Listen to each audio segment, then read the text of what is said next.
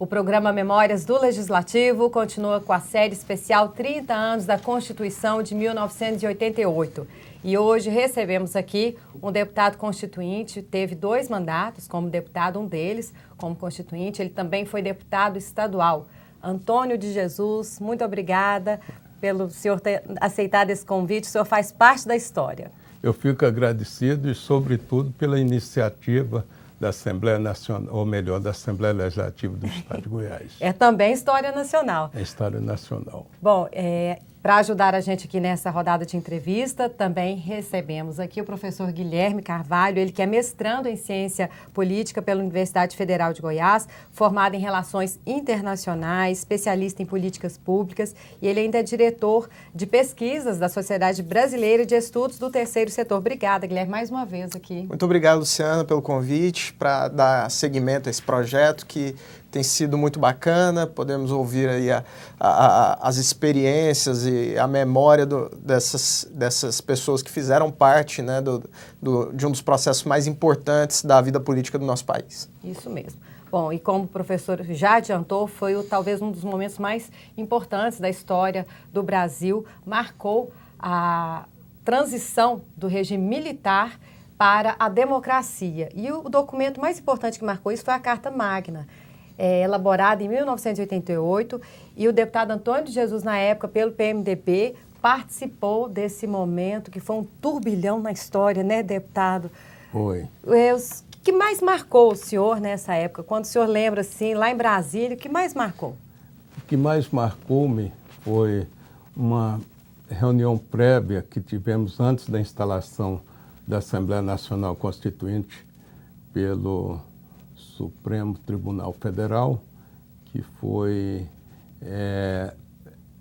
conduzida pelo senhor Ulisses Guimarães no Hotel Nacional. E ali nós discutimos alguns pontos previamente e já vimos que havia uma complexidade e a discussão teria um debate muito acirrado. Chegou-se um momento que o deputado presidente Ulisses Guimarães coçava a cabeça porque achava difícil a situação, e eu colaborei com ele, com o meu espírito cristão, recorrendo ao sapientíssimo Salomão, em Aos Provérbios 9:6, quando eu disse, diante daquela reunião, o sábio diz: deixai o caminho dos insensatos e procurai o caminho da sabedoria para a realização disso aí.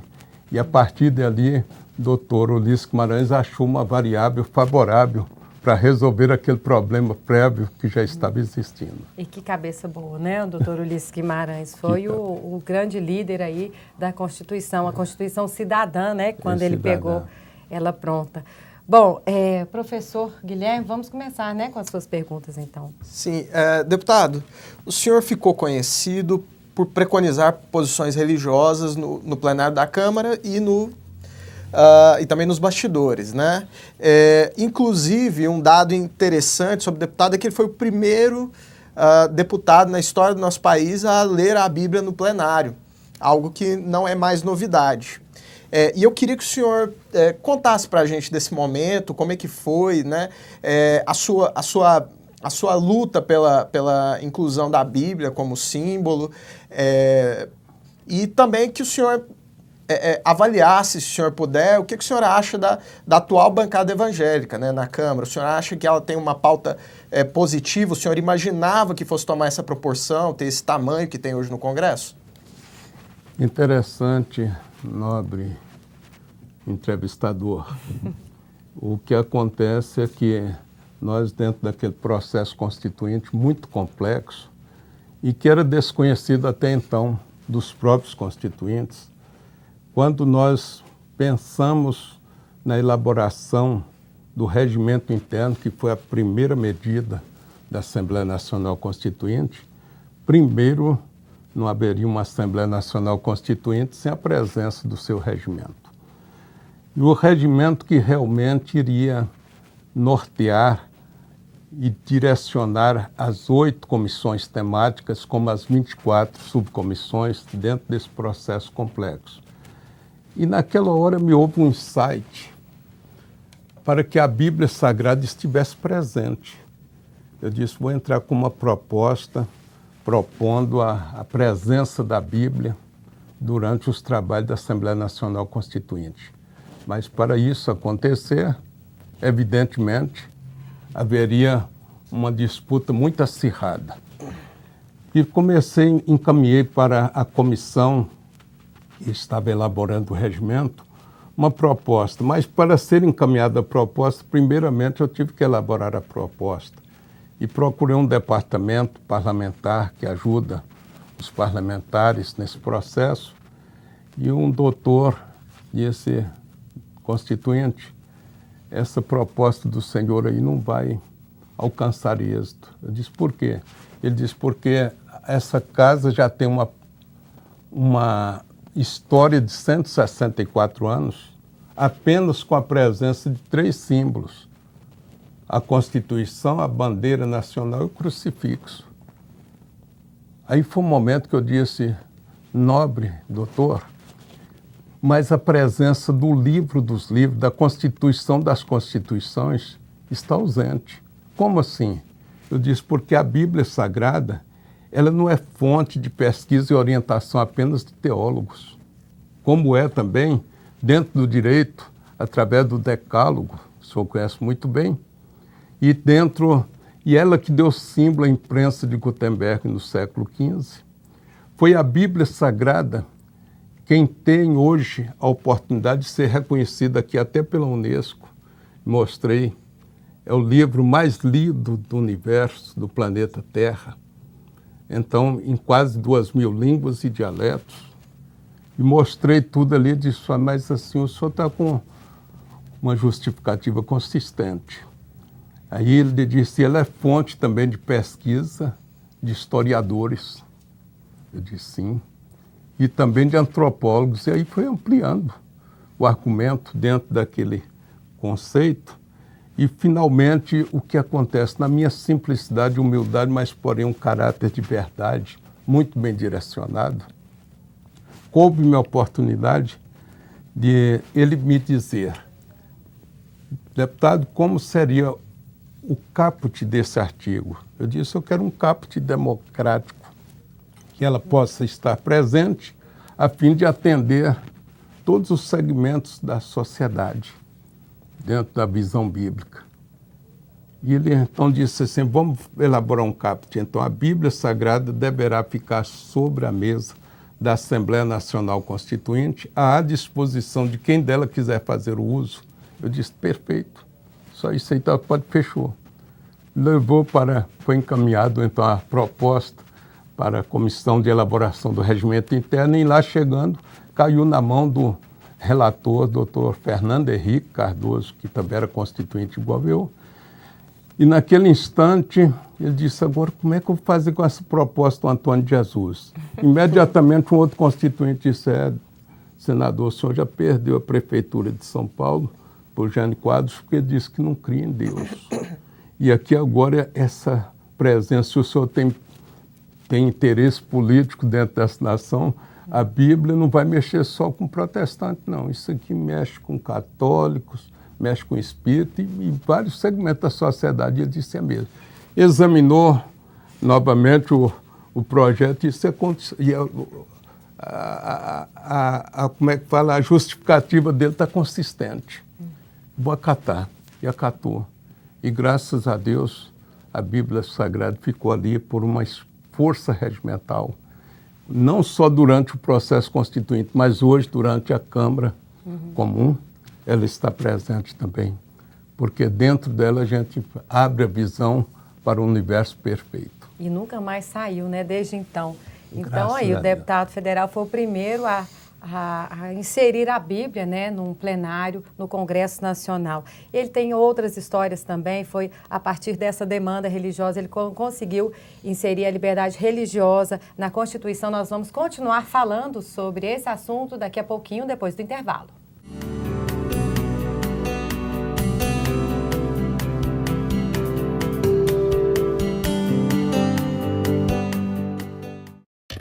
Era uma vez uma garrafa PET.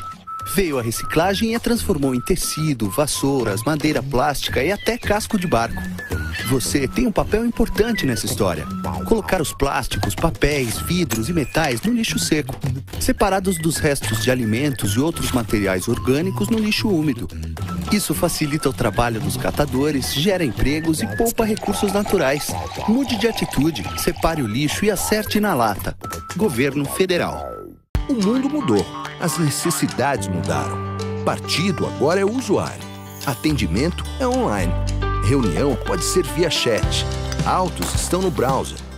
Formulários são eletrônicos. Papéis serão eliminados. Benefícios para você e para a sociedade. Tudo mais rápido, mais seguro e mais prático. Como a justiça deve ser. PJE na Justiça Eleitoral.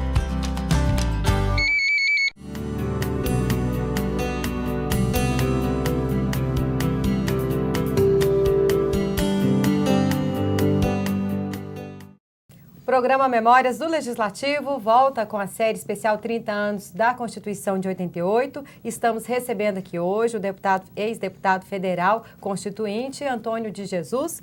E antes da gente continuar a entrevista, eu vou falar o breve histórico aqui, a breve biografia dele, as profissões: radialista, professor, ministro evangélico, psicólogo, formado em psicologia pela PUC, já foi líder sindical, já foi também diretor da FEBEM. Entrou na vida política em 1978 pela Arena, ficou até 79, depois a Arena mudou para o PDS, ficou de 1980 a 85 como deputado estadual, depois foi deputado federal já pelo PMDB, 2 mandatos como deputado federal. E a minha pergunta, deputado, é a seguinte: o senhor ingressou, do PDS para o PMDB, por influência foi do Íris Rezende? A época, indubitavelmente, fora. Ele estava instalando um governo itinerante na cidade de Itauruaçu e eu era o presidente regional com sede da Assembleia de Deus em Porangatu. Aí, consequentemente, o prefeito da época convidou-me a estar presente, eu fui. Já conheci o Íris desde 1960, antes dele ser cassado, né? Eu já era conhecido dele. Da igreja? Da igreja, não, mesmo politicamente, vendo a ação política dele, acompanhando.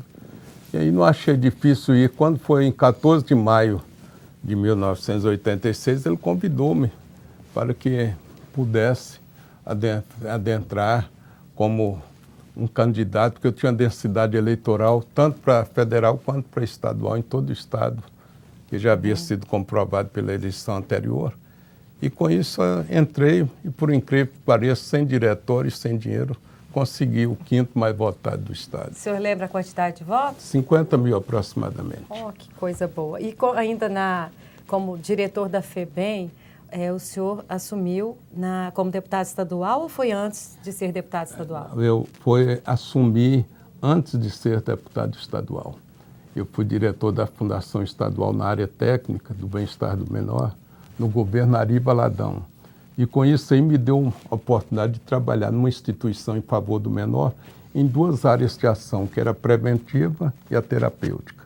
E com a minha formação cristã e também de psicólogo, me favoreceu muito esse direcionamento, inclusive para trabalhar com o menor de conduta antissocial, que à época estava internado no COOG. E era uma época de muita turbulência, FEBEM, né? Não saía das páginas, dos jornais, havia muitas rebeliões. Como é que o senhor lidou com isso? Aquelas rebeliões internas, eu tive uma oportunidade, um certo dia, de pensar comigo mesmo: eu vou diretamente ao COOG hoje à noite. Cheguei lá, assustaram aqueles monitores que lá estavam. Disse: mas diretor, o senhor vem aqui essa hora, é perigoso esse povo. Disse: não, eu quero uma palestra com todos eles. Abre aí todos esses presídios aí, deixa todos ficar aqui nesse auditório comigo. Deu uma palestra de amigo para eles, de orientação, ensinando eles a vencer na vida, mostrando também que um dia eu fui um filho órfão, mas venci. Então, como que eu venci?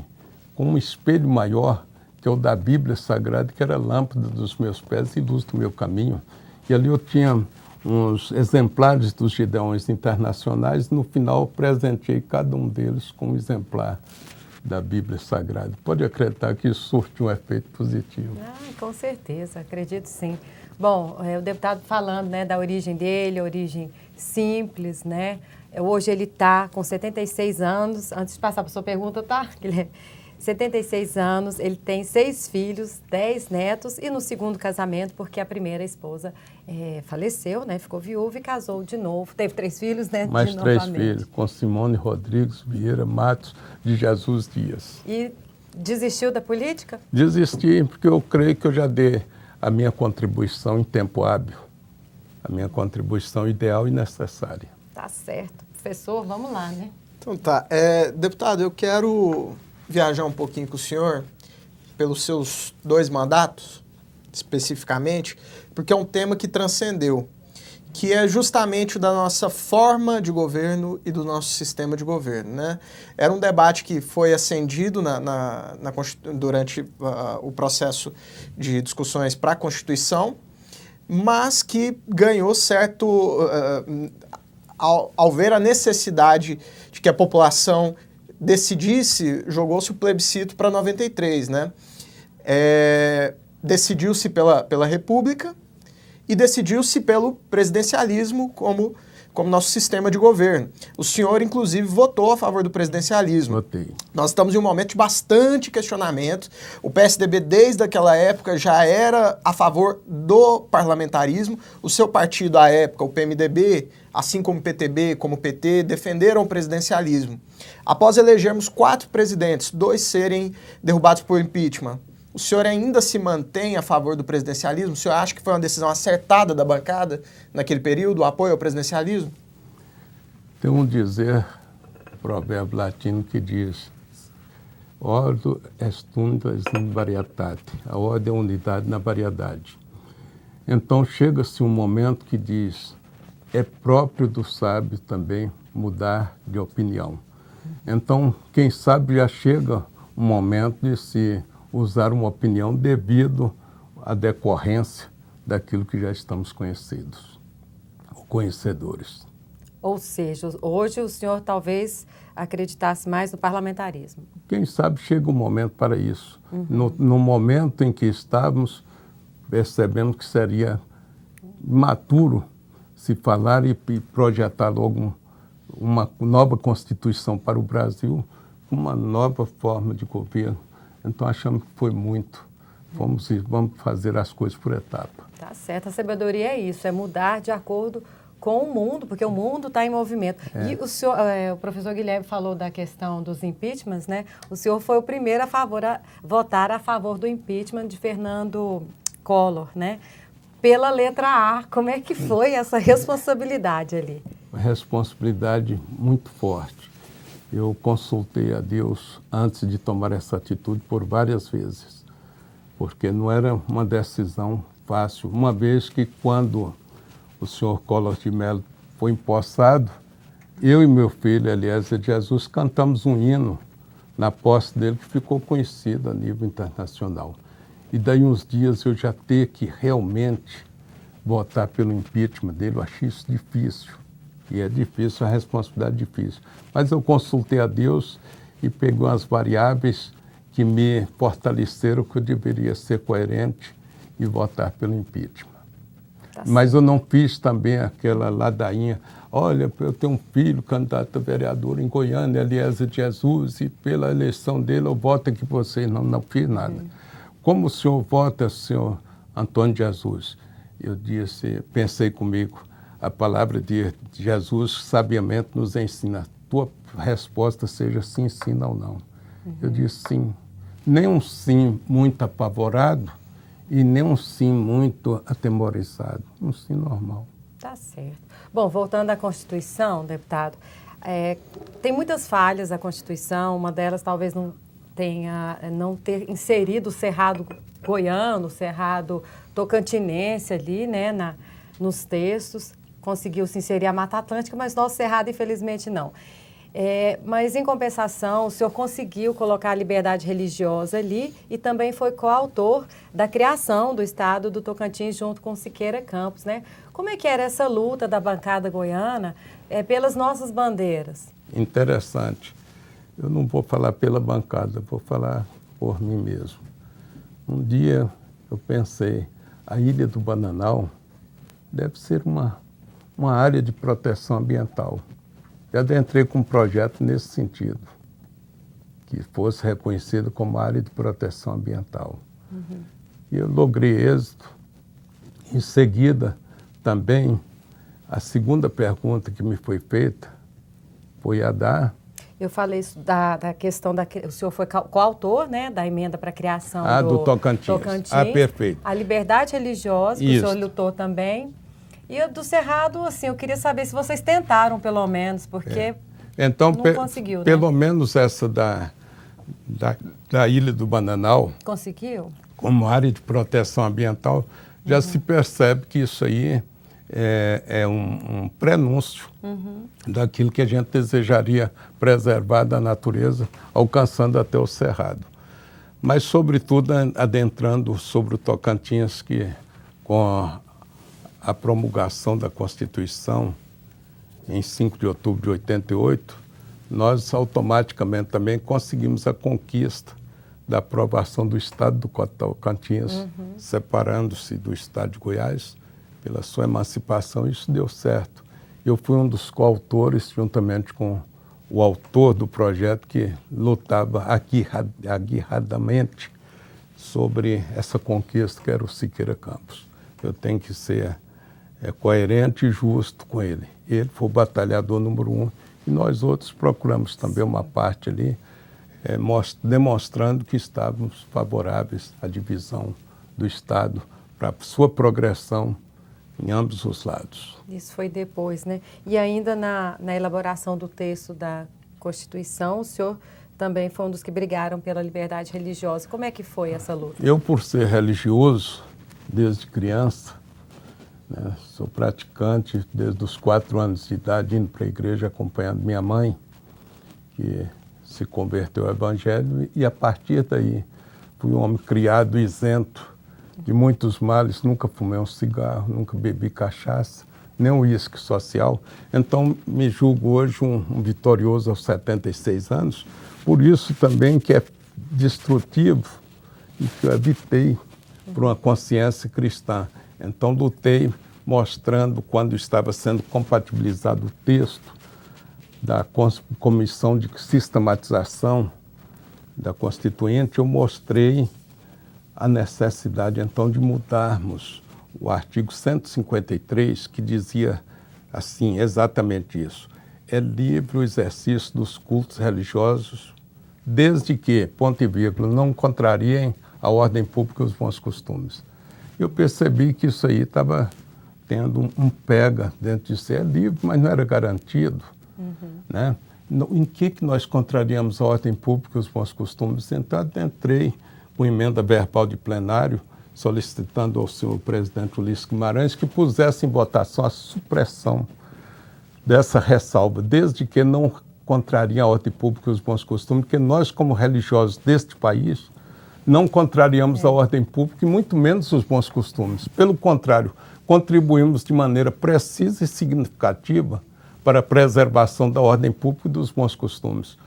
Posta em votação essa proposta, ela fora atendida, ou melhor dizendo, foi votada por unanimidade. Ficou aprovada por unanimidade. Aí emergiu-se um novo texto que hoje ficou assim, no artigo 5º, inciso 6º. Ficou da seguinte redação, tem uma palavra que me saiu da boca aqui que não podia, mas às vezes ela é inviolável. É inviolável a liberdade de consciência e de crença, sendo garantido o livre exercício dos cultos religiosos e, na forma da lei, a garantia ao local do culto e suas liturgias. Pronto, né? E definiu. E foi aprovado por unanimidade. E foi aprovado por unanimidade. Bom, o professor tem uma pergunta capciosa ou não? Pode ser mais capciosa ou menos, Pode pelo ser nosso capciosa. tempo? De acordo com a sua inspiração. Então, daqui a pouquinho a gente vai ouvir a pergunta do professor Guilherme, depois do intervalo. Já já voltamos.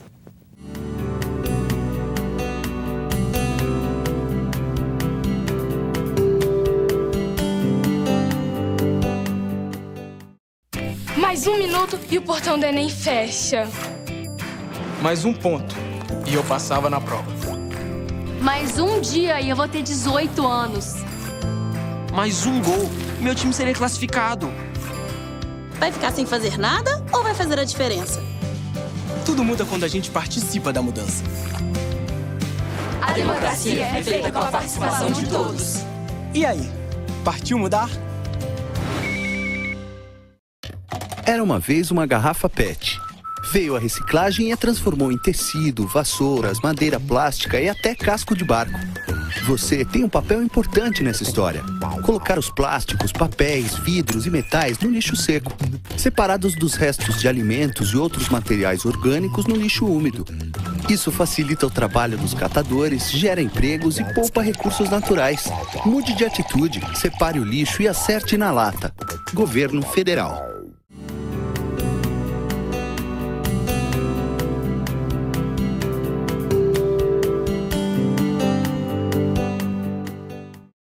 O programa Memórias do Legislativo volta com o deputado federal Antônio de Jesus, que foi deputado federal constituinte. Estamos no último bloco. O professor Guilherme, da UFG, tem uma pergunta para ele, Guilherme? Sim, deputado. O PMDB, seu partido, né, o partido pelo qual o senhor foi eleito por 2 vezes como deputado federal, era conhecido até então por posições bastante estatizantes.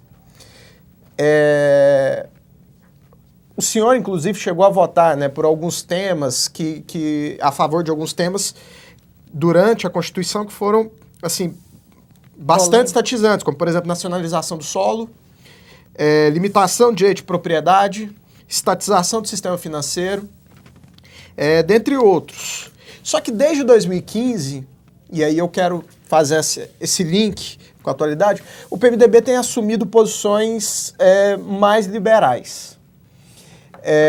Com o lançamento do documento, né, Uma Ponte para o Futuro, que deu aí ensejo ao projeto nacional do governo Temer, eu queria saber do senhor. O senhor acha que a mudança de posição do PMDB foi positiva? Acompanha o desenvolvimento da vida político-econômica do país? Ou o senhor acha que não, que nós deveríamos prezar pelo fortalecimento do Estado? E até dentro disso, eu queria que o senhor identificasse aqui para o telespectador. O senhor se considera mais à direita? O senhor é mais conservador, mais liberal?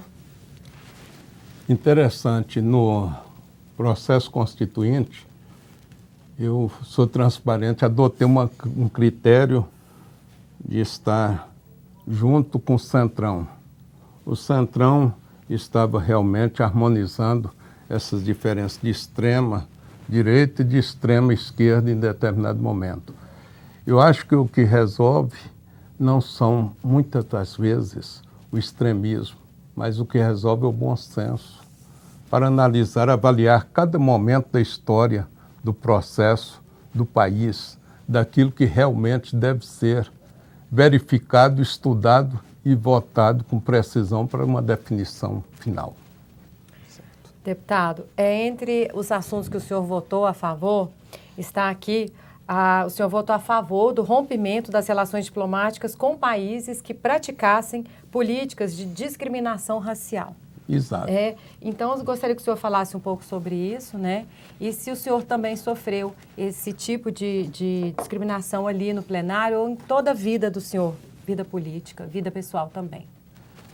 Eu não procurei esse argumento para criar um status forte na fase para votar a favor, mas observando-se, eu já senti, sim, desde quando eu fui estudante, que eu comecei aos 9 anos de idade a ir para um grupo escolar na cidade de Goianira, que antigamente era São Geraldo, eu percebi que naquela época a gente já sofria por ser filho órfão e por ser filho de cor, então a gente já sentia discriminação. Mas só que eu procurei, com a iluminação cristã, estar acima disso. E fui vencendo por um processo de consciência espiritual, vencendo as diferenças, discriminações, e por não dizer, até hoje pode haver. Pode haver gente que diz, esse negro aí não deve estar com nada. Mas ele precisa, eu já percebi isso quando eu era deputado federal, que às vezes cheguei num órgão público e percebi a discriminação. Eu falei, eu quero falar com o presidente fulano de tal, e a secretária disse, quem é o senhor? Eu sou o deputado Antônio Jesus. Mas deputado? Quer dizer, olhou assim, não acreditou que eu seria deputado. Eu fiquei ali uns 10 minutos a mais, conversando com ela, mostrando o meu talento. E depois ela me pediu até desculpas, porque ela percebeu que à primeira vista, assim, você não pode estar analisando o ser humano, né, pela cor da epiderme, ou por outras condições, ou pelo enrolar do cabelo, né? Não pode considerar que a mente seja associada a uma forma discriminativa, ou a forma inferior. Dentro da universidade, quando eu estudava na Católica, eu não quero aqui falar isso, mas eu sofri uma certa discriminação. É bom falar, porque... Eu sofri na UCG de uma professora que não gostava de mim e foi falar para mim assim que foi feita uma pesquisa nos Estados Unidos e que naquela pesquisa foi constatado que as pessoas de cor tinham um índice menor de aprendizado, de capacidade. Então, isso para mim é discriminação.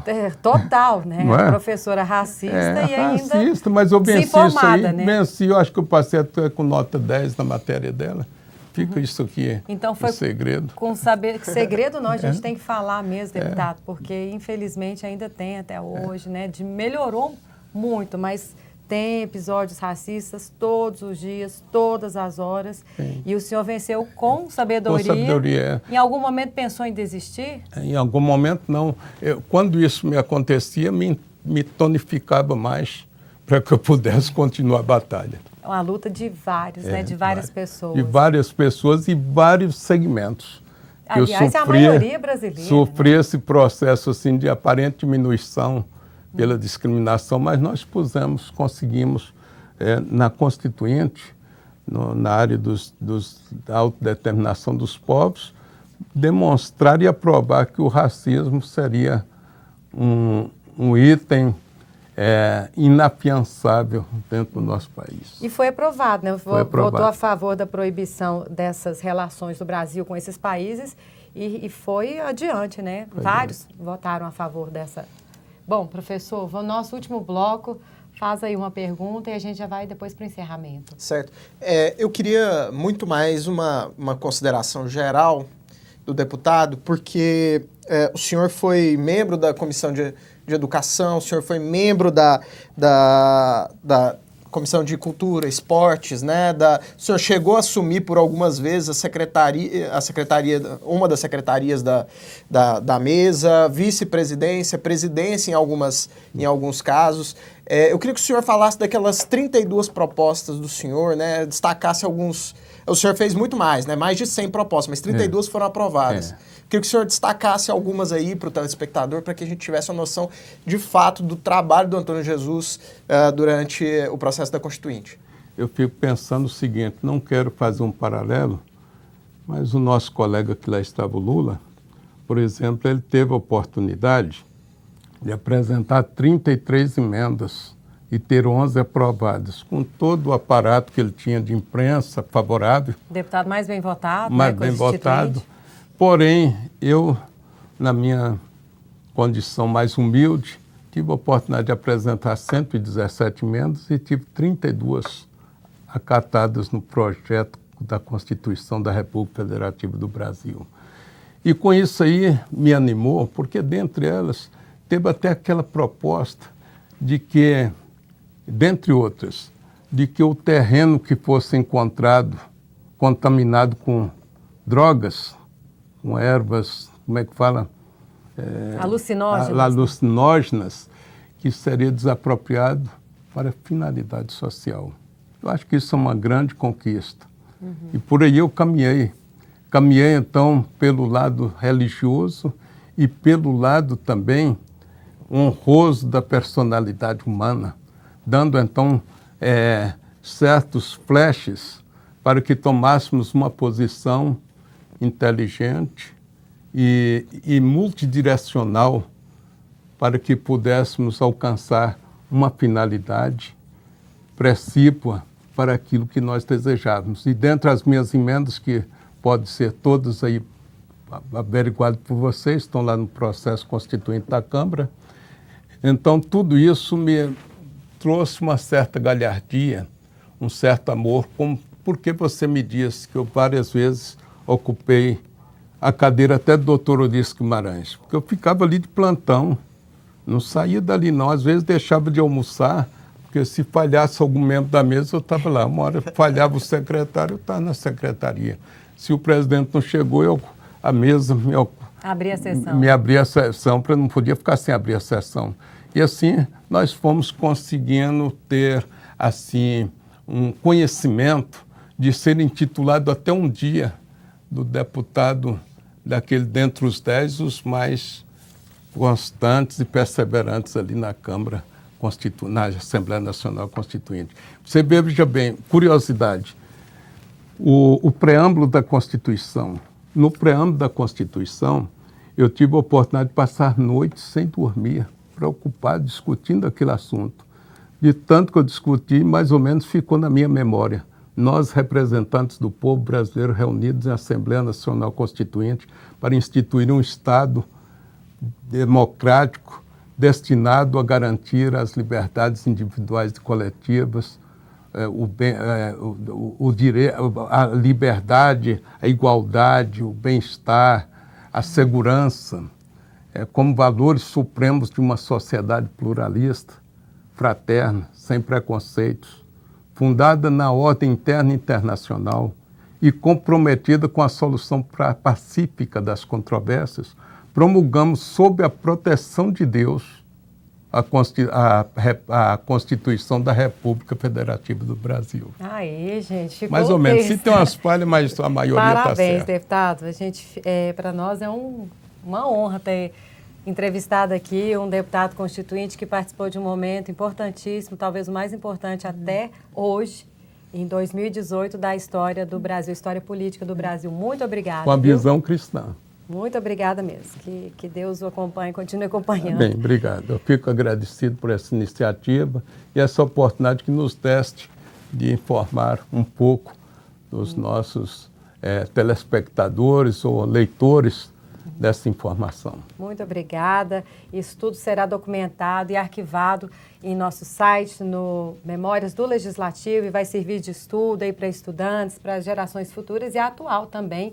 Agradecer também ao professor Guilherme Carvalho pela participação. Ele é mestrando em Ciências Políticas pela Universidade Federal de Goiás, especialista em políticas públicas. Muito obrigada, viu, professor? Obrigado a você, Luciana. Um prazer novamente participar do programa.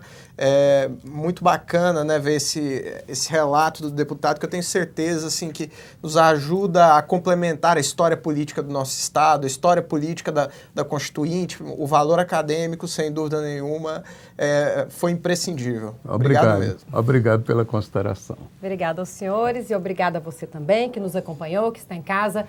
Continue com a gente pelo canal 8 da NET ou pelo nosso sinal aberto, que é o 61.2 HDTV, e tem também as redes sociais, ok? Continue com a gente, até mais e obrigada.